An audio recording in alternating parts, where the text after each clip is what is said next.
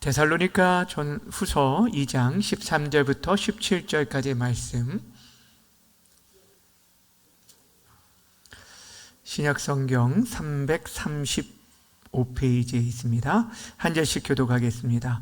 주께서 사랑하시는 형제들아, 우리가 항상 너희에 관하여 마땅히 하나님께 감사할 것은 하나님이 처음부터 너희를 택하사 성령의 거룩하게 하심과 진리를 믿음으로 구원을 받게 하심이니,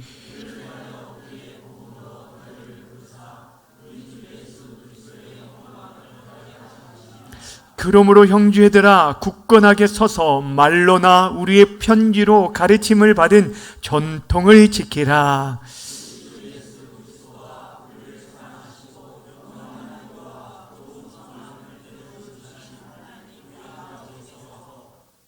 함께 읽습니다. 너희 마음을 위로하시고 모든 선한 일과 말에 굳건하게 하시기를 원하노라. 아멘. 이 시간에는 가르침을 받은 전통을 지키라 라는 제목을 가지고 말씀 나누도록 하겠습니다. 우리 제목을 함께 따라하겠습니다. 가르침을 받은 전통을 지키라.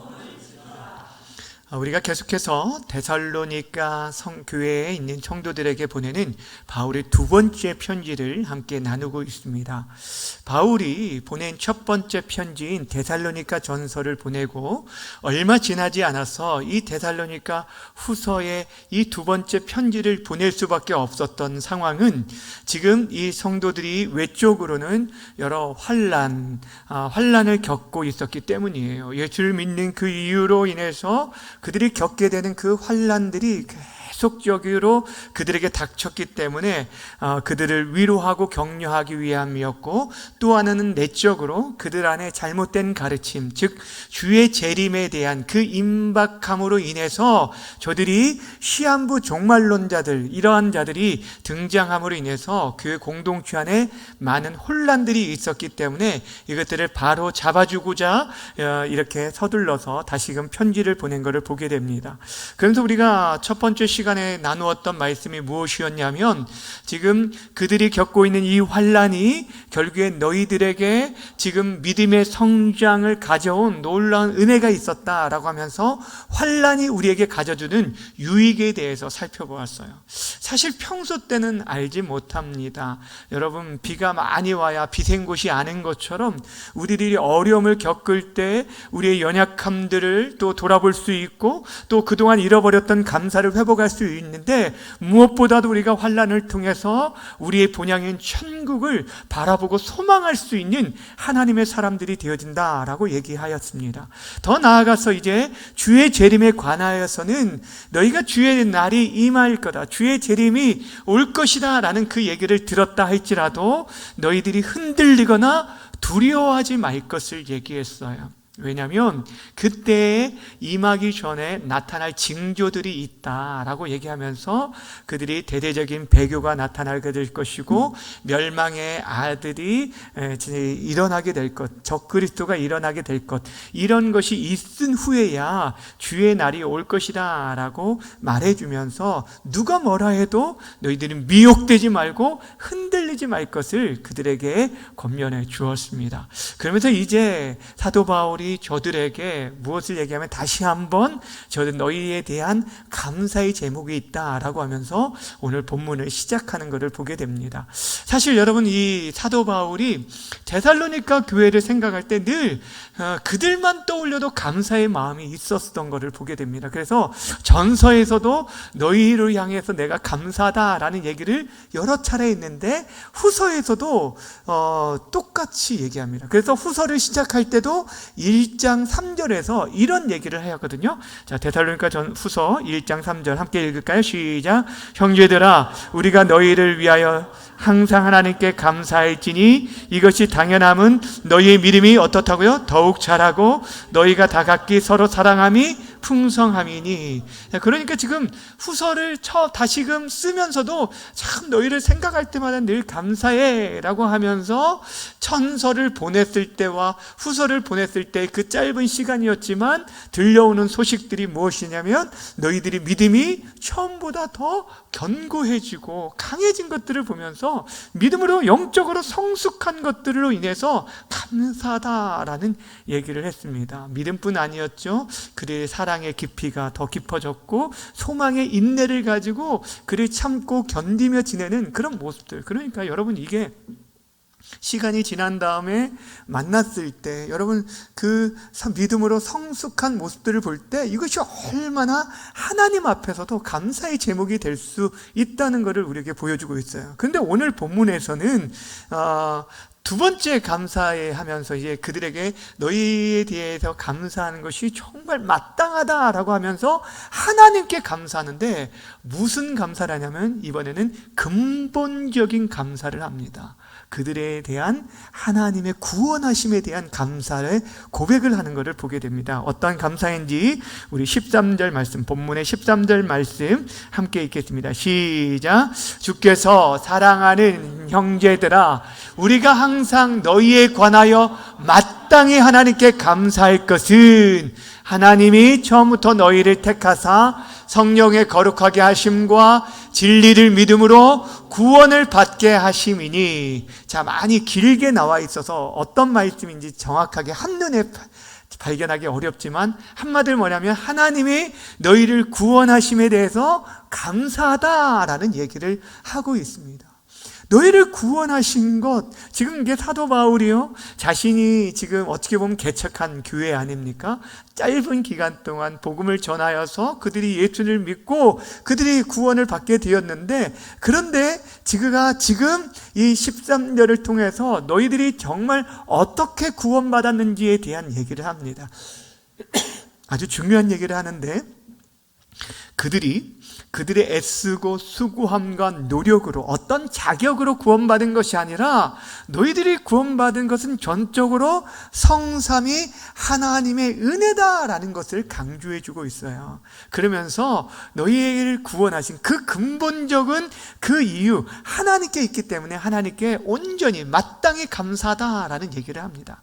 오늘 23절 말씀이 짧은 말씀이지만 굉장히 중요한데, 이 한 절 안에 어떻게 우리가 구원받는지, 성삼위 하나님께서 어떠한 역사를 통해서 우리를 구원하시는지에 대해서 소개해 주고 있습니다. 이것을 간단하게 좀 살펴볼 텐데, 첫 번째는 뭐냐면 하나님께서 처음부터 우리를 택하셨다라고 말하고 있어요. 그러니까 우리의 구원은 하나님의 택하심으로 비롯되어진다라는 걸 보여주고 있어요. 자, 13절 중간에 보세요. 하나님이 어떻게 하셨다고요? 처음부터 너희를 택하사라고 말하고 있습니다. 여러분, 데살로니가 교인들이 구원받게 되어진 것은 지금 사도 바울이 2차 전도 여행 가운데 그들에게 직접 저 말씀을 전함으로 인해서 저들이 예수를 믿고 구원을 받게 되었습니다. 그런데 바울은 이 얘기를 하는 데 있어서 이 구원이 처음부터 하나님께서 저들을 택하심으로 말미암았다라는 얘기를 하는 거예요. 그러니까 바울이 자신의 애쓰고 수고하고 노력의 결과로 너희들이 구원을 받았다라고 얘기하는 것도 아니고, 너희들이 예수를 믿기 위해서 애쓰고 수고한 그 열정과 노력으로 인하여서 구원받았다라고 얘기하지도 않습니다. 하나님께서 너희를 처음부터 근본적으로 하나님께 달렸었다는 거예요. 하나님이 이미 선택하신 그 선택으로 말미암아 너희들이 구원을 받았다라고 얘기합니다. 여러분, 이것이 중요합니다. 우리의 구원은요, 처음부터 하나님께로부터 비롯되어진다라는 사실입니다. 하나님이 우리를 선택하셨대요. 처음부터 선택하셨대요. 근데 그 처음을 에베소서에서는 뭐라고 말하냐면 우리를 언제 선택하셨다고요? 창세 전에 선택하셨다라고 말하고 있습니다. 에베소서 1장 3절부터 5절까지의 말씀 함께 보겠습니다. 찬송하리로다. 하나님 곧 우리 주 예수 그리스도의 아버지께서 그리스도 안에서 하늘에 속한 모든 신령한 복을 우리에게 주시되, 그 신령한 복이라는 게 구원의 복이거든요. 자, 4절 시작. 곧 창세전에 그리스도 안에서 우리를 택하사 우리로 사랑 안에서 그 앞에 거룩하고 흠이 없게 하시려고 그 기쁘신 뜻대로 우리를 모아사 애지영하사 예수 그리스도로 말미암아 자기의 아들들이 되게 하셨으니. 아멘. 여러분, 하나님께서 우리를 구원하신 복, 그 구원의 복이 어떻게 나타나게 되냐면, 가장 먼저 창세전에 선택하시고 우리를 구원하시러 예정하심으로 우리를 자기 아들들이 되게 하셨다라고 말씀해 주고 있습니다. 사실 어떻게 이게 가능할까라고 우리는 생각할지 모를 거예요. 우리 이성과 지성으로 어떻게 창세전에 우리를 선택하셨다라고 말할 수 있을까라고 생각할지 모르지만, 그러나 하나님께서 이 세상이 지어지기도 전에 우리를 선택하셨다라고 성경은 우리에게 분명하게 말씀하고 있어요. 여러분, 이것이 강조하고 있는 게 무엇일까요? 우리의 구원은 우리의 어떠함으로 비롯된 게 아니라는 거예요. 여러분을 선택하심 또한 여러분이 어떤 행위에 근거한 것이 아니라는 거예요.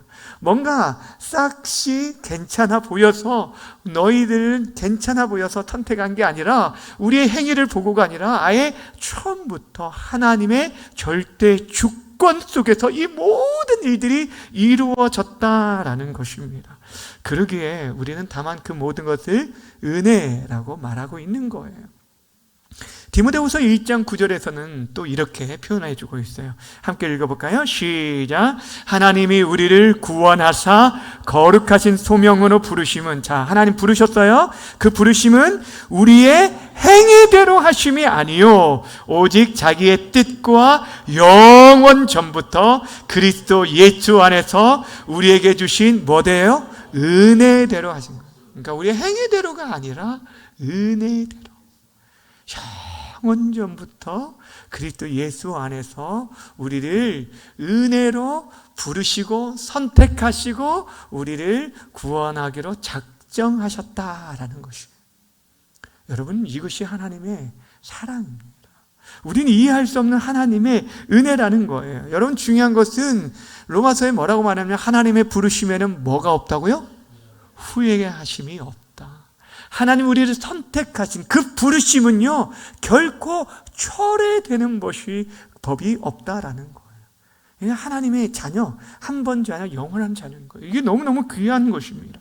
사랑하는 여러분, 기억하시길 바랍니다. 하나님께서 이 세상 창조되기 전부터 이 자리에 있는 저와 여러분을 구원하시러 선택하셨어요. 이미 복받기 위해 예정된 자들이 저와 여러분들의 구원받기 위해 예정된 자들, 택함을 받은 자들, 그렇게 여러분이 이 확신, 구원의 확신들을 가지고 있는 자들은요, 그 어떤 환난 가운데서도 우리들이 그 앞에서 잠깐 우리가 두려움 가운데 때로는 머뭇거리고 또는 우리가 좀 힘들 수도 있지만, 그러나 우리의 그 중심에 있는 그 구원이 흔들릴 수 없는 거예요. 왜냐하면 우리의 구원이 하나님께로부터 비롯되기 때문에 우리의 연약함, 우리의 무너짐, 우리의 죄로 인한 이런 것들이 어떤 영향도 미칠 수 없다라는 것을 얘기하고 있는 것입니다. 그러면서 두 번째, 우리가 어떻게 구원받았다라고 얘기하냐면, 진리를 믿음으로 구원받았다라고 얘기합니다.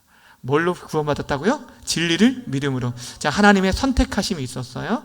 창세전에 우리를 선택하셨어요. 그리고 우리가 진리를 믿는 믿음으로 구원을 받는다라고 얘기합니다. 오늘 13절의 중간에 후반에 보면 이렇게 말씀합니다. 후반절에 보면, 처음부터 너희를 택하사 성령의 거룩하게 하심과 진리를 믿음으로 구원을 받게 하셨다라고 말하고 있는데, 성령의 거룩하게 하심과 진리를 믿음, 이 두 가지가 우리가 구원받는 데 있어서 절대적으로 필요합니다. 그런데 그것을 신학적으로 우선 이제 순서를 정한다고 한다면 우리가 예수를 믿는 믿음이 우선이 되는 거예요. 사실 이 믿는 것도 성령의 도우심이 있는데, 하나님이 우리를 택하셨어요. 그 택한 자들이 구원을 받는 데 있어서 하나님께서 어떻게 하셨냐면 우리를 구원하실 구세주를 이 땅에 보내주셨는데 그분을 믿는 이 믿음이 우리를 궁극적으로 하나님의 자녀되게 만드신다는 거예요. 그래서 이 믿음이 중요한 거예요. 성경은 계속해서 이 얘기를 하고 있습니다. 그리고 나서 우리가 하나님 앞에 서는 날까지 우리의 삶을 하나님의 잃어버린 형상을 회복하는 하나님의 거룩한 자로 구별 지으시는 그런 성화의 과정을 걷게 돼요. 그래서 그것이 성령의 거룩해 하심 과정 속에서 우리의 완전한 구원을 누리게 되는 거예요. 완전한 구원의 완성이 이루어지는 거예요. 여러분, 우리가 예수를 믿는 순간 이미 구원을 받았습니다. 천국 백성이 되었지만 우리의 구원이 천국에서 하나님의 얼굴을 뵐 때까지의 그 모든 과정 속에서 우리를 거룩해 하는 성령의 역사가 있습니다. 그것이 바로 성화의 과정이라는 거예요. 이것을 통해서 우리가 구원을 받았다라고 말하고 있어요. 여러분, 신구약 성경이 모두가 우리에게 말하는 것은 우리가 하나님을 믿음으로, 그러니까 우리의 행위가 아니라 믿음으로 구원을 받았다라고 분명히 말씀하고 있죠. 아브라함이 하나님을 믿으니 그것을 의로 여겼다라고 말하고 있습니다. 의로 여겼다. 그러니까 우리가 구원받는 것은요, 하나님을 믿는, 즉 진리 대신 예수님을 믿는 믿음으로 구원을 받는 거예요. 예수님께서 말씀하셨어요. 내가 곧 길이요 진리요 생명이니 나로 말미암지 않고는 아버지께로 갈 자가 없다라고 말씀하셨어요. 그러니까 진리 대신 그분으로 인해서 그분이 행하신 구속사역을 우리가 온전히 믿을 때, 나의 것으로 받아들일 때, 영접할 때 우리가 구원을 받게 되어지는 거예요. 여러분, 하나님 우리를 구원하기로 택정하셨다고 했죠. 작정하셨다고 했죠. 창세전부터 선택한 그 백성들을 하나님께서 자신의 자녀로 삼기 위해서, 아들들이 되게 하시기 위해서 어떤 과정을 겪으셨냐면 당신의 하나밖에 없는 독생자를 그 인생들의 죄의 문제를 해결하는 그 구원의 계획으로 보내주셨다는 거예요. 그러니까 예수님이 이 땅에 오신 것은요, 다른 목적이 아니었어요. 처음부터 끝까지 예수님은 우리를 죄에서 구원하시기 위해 오셨습니다. 진리신 그분이 이 땅에 오셨어요. 무엇을요? 우리를 구원하시기 위해서. 그래서 그분이 행하신 말과 행동과 그 모든 것들 믿되, 특별히 그분의 십자가와 부활을 믿을 때 우리가 구원을 받게 됩니다. 예수님의 오심을 우리가 잘 알고 있는 요한복음 3장 16절 17절이 이렇게 말씀합니다. 시작. 하나님이 세상을 이처럼 사랑하사 독생자를 주셨으니 이는 그를 믿는 자마다 멸망하지 않고 영생을 얻게 하려 하심이라. 하나님이 그 아들을 세상에 보내신 것은 세상을 심판하려 하심이 아니라 그로 말미암아 세상이 무엇을 받게 하기 위해요? 구원을 받게 하려 하심이라. 그러니까 예수님이 이 땅에 보내신 거 우리를 구원하시기 위함이에요. 심판하기 위함이 아니라. 어떻게 구원하시는 거예요? 그를 믿음으로, 예수를 믿음으로 우리가 구원받는다는 게, 진리를 믿음으로 우리가 구원을 받게 된다라는 것을 말씀해 주고 있습니다. 왜 그분을 진리라고 말하냐면 그분이 창세기부터 요한계시록까지 한 번도 변함없이 우리의 유일한 구원자이기 때문입니다. 여러분, 진리는 변하지 않습니다. 우리의 구원주도 변하지 않습니다. 그분만이 우리의 구원자라는 거예요. 그러니까 하나님의 선택이 있었고 우리 주님의 십자가 사건을 통해서 그분을 믿는 자에게 구원이 임하게 되는데, 그 구원이 어떻게 완성되느냐? 성령의 거룩해 하심으로 완성되어진다라는 거예요. 이걸 조금 설명드리면, 신학적인 용어를 조금 설명을 드릴게요. 여러분, 우리가 구원받는 데 있어서 성부 하나님께서 우리 인생의 구원을 위한 모든 계획들을 세우셨어요. 그러니까 창세기부터 요한계시록에 나오는 이 모든 말씀들은 결국에 성부 하나님의 구원 계획이라고 할 수 있습니다. 그 구원 계획을 실제 그것을 친히 이루어지도록 실행하신 분이 있어요. 누구시냐면 바로 성자 예수님이 친히 하나님의 그 구원 계획을 자신의 몸을 통하여서 십자가를 통해 실행하셨어요. 그리고 이루신 그 일들을 우리 각 사람에게 적용시켜서 우리가 그 구원을 누릴 수 있도록 허락하신 분이 바로 성령 하나님이셔요. 그분이 우리에게 믿음을 주시고 우리에게 회개케 하시고 또 우리가 영원한 하나님 나라 갈 때까지 그 구원의 모든 과정 속에서 성령 하나님께서 일하시는 거예요. 그래서 구원의 서정이라고 부르는 일은 사실 성령의 역사이십니다. 우리가 예수님을 믿는 믿음을 줄 뿐 아니라 예수님을 믿을 때 우리가 의롭다 칭함을 받게 돼요. 의롭다함을 칭함을 받게 돼요. 이것이 바로 칭의라고 합니다. 이게 법적인 용어예요. 그러니까 원래 죄인이에요. 죄인인데 그 값을 다 치러주심으로 인해서 더 이상 죄인이 아니다라고 땅땅땅 때려준 거예요.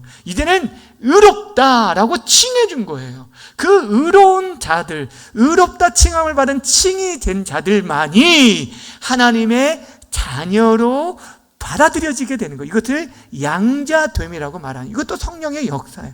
우리가 성령을 통해서 우리가 예수님 믿는 순간 우리가 칭의와 함께 하나님의 자녀인 양자가 되어주는 거예요. 그리고 양자된 우리들이 앞에서 말한 것처럼 하나님의 아들이 되신 예수님, 하나님의 자녀로서 그 거룩함을 본받아서 그 잃어버린 형상들을 회복하는 데 있어서 우리의 성품과 우리의 산들을 거룩하게 빚어가시는 성령님, 그 과정을 우리는 성화라고 얘기합니다. 거룩해지는 과정. 그리고 이 성화의 과정을 거치면서 궁극적으로 우리들이 어디로 가냐면 하나님 나라, 그러니까 그 영원한 나라 그 설 때까지 우리 믿음이 흔들리지 않도록 우리를 붙들어 주시고 이끌어 주시는 성령의 역할을 견인이라고 말을 합니다. 그리고 마지막 우리가 우리의 사랑하는 우리의 하나님 아버지를 그 영광스러운 나라에서 뵐 때, 그때 우리는 더 이상 죄와 아무것도 상관이 없는 영화로운 모습으로 변화되어지는 것을 마지막 순간 영화라고 해요. 그러니까 여러분, 이 모든 과정을 누가 함께 하시냐면 성령 하나님께서 하시는 거예요. 그러니까 성부 하나님께서 계획을 하셨어요. 그래서 성자 예수님께서 친히 자신의 몸으로 실행하셨어요. 그리고 성령을 우리에게 보내주셨는데 그 성령님께서 이제 우리 각 사람에게 말씀을 통해서 깨닫게 하시고 믿음을 주시고 우리로 하여금 거룩하게, 우리로 하여금 계속적으로 끊임없이 거룩하게 우리의 삶을 이끌어 가시고 우리를 하나님 나라 그 앞에까지 우리를 이끌어 주시고 계시다는 거예요. 그 성령의 거룩하심의 역사로 말미암아 구원을 받았다는 거예요. 여러분, 왜 이 말씀, 이 13절에 이 한 절에 담겨있는 이 말씀이 왜 중요하냐면 처음부터 끝까지 여러분, 우리의 구원에 있어서 성삼위 하나님의 주체적인, 주권적인 역사로 인해서 우리가 구원받았다는, 그러니까 우리의 삶에 내가 이래서 내가 구원받았다라고 얘기할 것이가 없다는 거예요. 우리 자신 안에서. 아니, 내가 믿음으로 내가 구원받은 거 아닙니까? 한데 그 믿음까지도 하나님의 선물이라고 말하고 있어요. 그러니까 여러분이 구원받은 거 전적인 하나님, 성삼위 하나님의 은혜이기 때문에 우리는요, 다른 어떤 것이 아니라 그 어떤 순간에서 그 어떤 상황 속에서도 흔들리지 않아야 할 감사의 고백, 찬양의 고백이 바로 하나님께서 우리를 구원하심이에요. 그 근본적인 감사에 대해서 지금 사도 바울이 얘기하고 있는 것입니다. 그런데 더 중요한 게, 이제 더 중요한 과정 속에서 그럼 우리가 할 일이 없었네? 라고 생각할 수 있는데 그렇지 않아요. 근데 하나님께서 이 모든 일들을 이루어하시는 과정 속에 무엇을 통로로 사용하셨는지 14절 말씀 함께 읽겠습니다. 시작. 이를 위하여 우리의 무엇로요? 복음으로 너희를 부르사 우리 주 예수 그리스도의 영광을 얻게 하려 하심이니라. 이를 위하여서 우리의 무엇으로요? 복음으로 너희를 부르셨다. 무슨 말인지 아시겠어요? 결국 하나님께서 이 일들을 행하시는데, 이루시는데 하나님께서 그 사도들의 전하는 복음, 전도자들의 복음을 통하여서 그렇게 한 사람 한 사람 택한 자들을 부르셨다. 그리고 부르시고 계시고 부르실 것이고 그렇게 해서 하나님 나라가 완성되어지는 것을 보게 되어집니다. 여러분, 왜 우리가 끊임없이 복음을 증거해야 하냐? 여기에 있어요. 아니, 하나님이 택하신 자들을 하나님께서 마지막에 구원하실 텐데 우리가 끝까지 전할 이유가 있습니까? 아닙니다. 그 통로로 하나님께서 전도를 사용하시고 우리의 복음을 사용하신다라고 말하고 있는 것입니다. 우리가 전하는 복음, 이것을 말하고 있는 거예요. 어떤 천사들이나 환상이나 꿈에 의해서 우리가 구원을 받고 알고 지식을 깨닫는 게 아니라 전해지는 복음을 통해서 여러분 전해졌다는 거예요. 그럼 복음이 무엇인가? 복음에 대해서는 제가 여러분에게 몇 차례 얘기를 드렸어요. 복음 하면은 뭐라고 얘기하시라고 했죠? 복음 하면 두 가지를 얘기하라고 했어요. 예수님의 죽으심과 부활하심이 복음이다라고 얘기했어요. 근데 여기서 예수님이 왜 죽으셨는지 성경이 우리에게 분명히 말하고 있는 복음이 무엇인지, 자, 고린도전서 15장 1절부터 4절까지 말씀, 자, 보세요. 1절 제가 읽어드립니다. 형제들아, 내가 너희에게 전한 복음을 너희에게 알게 하노니 이는 너희가 받은 것이요 또 그 가운데 선가요. 지금 복음을 받고 그 안에 서 있는데 바울이 전한 복음이 뭔지 보세요. 너희가 만일 내가 전한 그 말을, 복음을 말하는 게 굳게 지키고 헛되이 믿지 않으면, 자, 그 복음 안에서 굳건히 지금 그것을 지키고 그리고 그것을 헛되이 믿지 않으면, 그는 진실로 믿으면 어떻게 한다는 거예요? 너희가 그로 말미암아 무엇을 받으리라? 구원을 받으리라. 자, 복음을 여러분이 온전히 믿으면 구원을 받습니다. 그렇다면 복음이 무엇인가? 3절 내가 받은 것을 먼저 너희에게 전하였노니 이는 성경대로 그리스도께서 우리 죄를 위하여 뭐 하시고? 죽으시고. 자, 예수님께서 성경대로 죽으셨다는 것이 지금 바울이 전한 복음의 첫 번째예요. 그런데 그분이 왜 죽으셨냐? 우리 죄를 위하여. 그러니까 우리가 마태복음 1장에서 예수님의 오심에 대해서 얘기할 때 예수님이 복음인 이유가 뭐냐면 그분이 우리를 죄에서 구속할 자이시기 때문이라는 거죠. 자, 그 다음에 4절을 한번 보세요. 4절 장사 지낸 바 되셨다가 성경대로 사흘 만에 다시 살아났다. 여러분, 예수님이 죽으심과 부활, 예수님이 우리의 죄를 위해서 죽으셨다라는 것이, 그것이 확증된 사실, 많은 사람들에게 증거되어진 거. 아, 정말 그래. 예수님이 자기의 죄로 인해서 죽은 것이 아니라 우리 죄를 대신한 대속적 죽으심이었다라는 것들이 확증된 순간이 뭐냐면 그분의 부활 사건 통해서는 거예요. 아, 예수님 죄가 없으신 분이구나. 그렇다면 그분의 죽으심은 누구를 위한 죽으심이었나? 바로 그분이 말씀하신 대로 우리의 죄를 대속하신 대속제물이었구나 라는 것들을 알게 된다는 거예요. 그래서 성경은 뭐라고 하냐면 우리의 범죄함을 위해 내어주심과 되어지고 우리를 의롭다 하시기 위해서 그분이 부활하셨다라고 분명하게 말씀해 주고 있어요. 다른 여러분 기억하시길 바랍니다. 이 복음이 증거될 때 우리가 전한 복음을 통하여서 저들이 하나님의 택한 자들이 하나님의 부르심 안에 나오게 되는 거예요. 우리가 계속적으로 봉사하고 헌신하는 것 중요한데 전도하는 일과 선교하는 일을 주님 오실 때까지 멈추지 말아야 할 이유가 바로 여기에 있는 거예요. 그 일들을 계속적으로 감당할 이유가 여기 있다라는 것입니다. 그러할 때만이 우리가 그리스도의 영광에 참여하게 되어진다. 그리스도의 영광, 하나님의 자녀됨, 그 자녀의 권세를 누리게 되는 그런 은혜에 참여하게 될 것이다. 하늘의 영광을 참여하게 될 것이다 라고 말하고 있는 것입니다. 그러면서 바울이 이제 사도 바울, 데살로니가 성도들에게 다시 한번 너희들이 얻은 구원이 무엇으로 말미암은지 소개하고 어떻게 너희들이 이제 살아야 할지에 대해서, 어떻게 그것을 지켜야 할지에 대해서 15절에서 이렇게 말해주고 있습니다. 15절 함께 읽겠습니다. 시작. 그러므로 형제들아 굳건하게 서서 말로나 우리의 편지로 가르침을 받은 전통을 지키라. 아멘. 두 가지를 얘기합니다. 굳건하게 서서, 형제가 굳건하게 서라. 그리고 두 번째는 말로나 편지로 가르침을 받은 전통을 뭐하라? 지키라. 여러분, 여기 서 있으라라는 이 단어는 단순히 한 번만 딱 굳건하게 서 있으라는 것도 아니고 지키라는 것도 맞아요. 이건 계속적인 용법이에요. 계속해서 이거를 굳건하게 지키고 이것을 지켜나가라는, 굳건하게 설 뿐 아니라 지켜나갈 것을 얘기하고 있어요. 여기 이 서다라는 이 단어가 당시에 어떤 때 쓰였냐면 전쟁 가운데 적과 대치되어져서 마주 서 있는 그 가운데 그 앞에서 다가오는 적 앞에서 자신의 진지를 굳건히 굳건하게 지키기 위해 서 있는 그 모습을 말할 때 쓰는 단어예요. 이게 굉장히 중요한 거예요. 여러분, 고대 전쟁 한번 생각해 보세요. 지금 사실 지금부터 한 300년 전에 중세시대 전쟁에서도 사실 그렇게 전쟁을 했는데, 여러분 한번 그 영화 같은 데 보면은 한 줄씩 쭉쭉 서 있어요. 적들이 쭉 서 있는데 화살을 겨루든지 뭐 한 200년 전에는 지금 총을 겨루든지 하는데 그 앞에 딱 서 있어요. 대치되어 있어요. 큰 곳에서. 그리고 나서 활을 상대방 서로 쏘면 앞줄이 무너지면 그 다음 줄이 다시 그 앞으로 나와서 대치되어 있어요. 예, 방패를 하고 있지만 또 화살이 쏘여가지고 또 계속 와서 그 자리를 지켜요. 왜냐하면 그 자리, 자신들에게 있어서 그 진지가 넘어지면, 무너지면, 그리고 뚫리면 어떻게 돼요? 그 안에서 보호받을 모든 그의 자녀들과 아내들과 그 나라가 멸절되기 때문이에요. 그러니까 그들이 목숨을 걸고 그 자리를 서 있는, 이게 서라는 단어예요. 그러니까 여러분 생각해 보세요.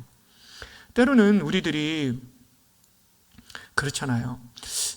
참 가정을 지키는 데 있어서 부모들이 그 자리를 정말 목숨을 걸고 지켜가는 그런 모습들, 제가 그런 생각들을 한번 해봤어요. 설교를 준비하면서 자녀들은 그걸 나중에 가면 좀 알 것 같아요.